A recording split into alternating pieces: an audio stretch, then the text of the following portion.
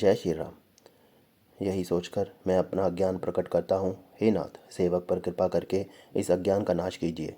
संतों, पुराणों और उपनिषदों ने राम नाम के असीम प्रभाव का ज्ञान किया है। कल्याण स्वरूप ज्ञान और गुणों की राशि अविनाशी भगवान शंभु निरंतर राम नाम का जप करते रहते हैं।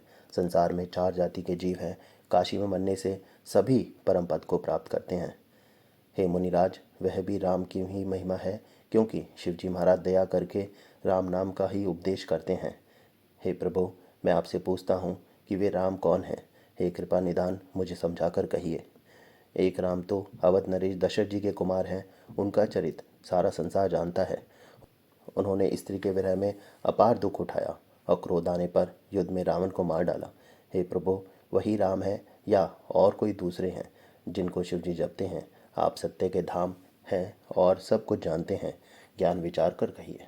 हे नाथ, जिस प्रकार से मेरा यह भारी भ्रम मिट जाए, आप वही कथा विस्तार पूर्वक कहिए। इस पर याज्ञवल्क्य जी मुस्कुराकर बोले, श्री रघुनाथ जी की प्रभुता को तुम जानते हो। तुम मन, वचन और कर्म से श्री राम जी के भक्त हो। तुम्हारी चतुराई को मैं जान गया। तुम श्री राम जी के रहस्य में गुणों को सुनना चाहते हो। इसी से तुमने ऐसा प्रश्न किया है, मानो बड़े ही मूढ़ हो।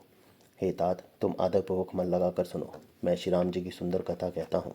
बड़ा भारी अज्ञान विशाल महिषासुर है और श्री राम जी की कथा भयंकर काली जी है। श्री राम जी की कथा चंद्रमा की किरणों के समान है, जिसे संत रूपी चकोर सदा पान करते हैं। ऐसा ही संदेह पार्वती जी ने किया था। तब महादेव जी ने विस्तार से उसका उत्तर दिया था।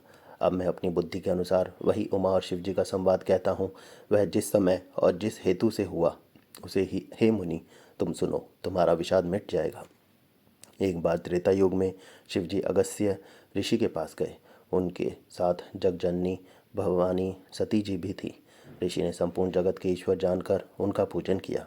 मुनीश्वर अगस्त्य जी ने रामकथा विस्तार से कही, जिसको महेश्वर ने परम सुख मानकर सुना। फिर ऋषि ने शिवजी से सुंदर हरि भक्ति पूछी और शिवजी ने उनको अधिकारी पाकर भक्ति का निरूपण किया। श्री रघुनाथ जी के गुणों की कथाएं कहते सुनते कुछ दिनों तक शिवजी वहाँ रहे। फिर मुनि से विदा मांगकर शिवजी दक्ष कुमारी सती जी के साथ घर कैलाश को चले। उन्हीं दिनों पृथ्वी का भार उतारने के लिए श्री हरि ने रघुवंश में अवतार लिया था। वे अविनाशी भगवान उस समय पिता के वचन से राज्य का त्याग करके तपस्वी या साधु वेश में दंडक वन में विचार रहे थे। शिवजी हृदय में विचारते जा रहे थे कि भगवान के दर्शन मुझे किस प्रकार हो। प्रभु ने गुप्त रूप से अवतार लिया है, मेरे जाने से सब लोग जान जाएंगे। श्री शंकर जी के हृदय में इस बात को लेकर बड़ी खलबली उत्पन्न हो गई, परंतु सती जी इस भेद को नहीं जानती थी। तुलसीदास जी कहते हैं कि शिव जी के मन में डर था, परंतु दर्शन के लोभ से उनके नेत्र ललचा रहे थे।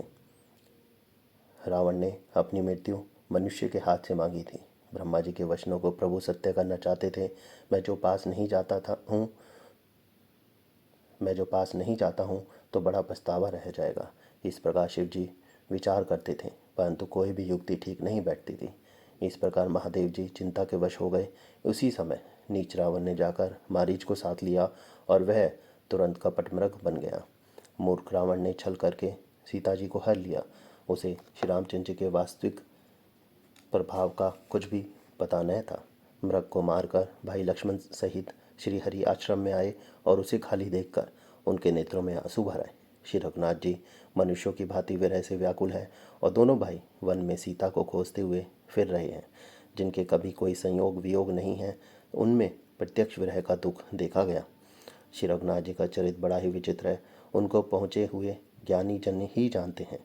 जो मन बुद्धि हैं वे तो विशेष रूप से मोह के वश होकर हृदय में कुछ दूसरी ही बात समझ बैठते हैं। श्री शिव जी ने उसी अवसर पर श्री राम जी को देखा और उनके हृदय में भारी आनंद उत्पन्न हुआ। उन शोभा के समुद्र को शिव जी ने नेत्र भर कर देखा, परंतु अवसर ठीक न जानकर परिचय नहीं किया। जगत के पवित्र करने वाले सच्चिदानंद की जय हो, इस प्रकार कहकर कामदेव का नाश करने वाले श्री शिव जी चल पड़े। कृपा निधान शिव जी बार बार आनंद से पुलकित होते हुए सती जी के साथ चले जा रहे थे। सती जी ने शंकर जी की वह दशा देखी तो उनके मन में बड़ा संदेह उत्पन्न हो गया। शंकर जी की सारी जगत वंदना करता है। वे जगत के ईश्वर हैं। देवता, मनुष्य, मुनि सब उनके प्रति से नवाते हैं। उन्होंने एक राजपुत्र को सच्चिदानंद परमधाम कहकर प्रणाम किया और उसकी शोभा देखकर वे इतने प्रेम मगन हो गए कि अब तक उनके हृदय में प्रीति रोकने से भी नहीं रोकती। जो ब्रह्म सर्वव्यापक, माया रहित, अजन्मा, अगोचर, इच्छा रहित और भेद रहित है, और जिसे वेद भी नहीं जानते, क्या वह देह धारण करके मनुष्य हो सकता है? जय श्री राम।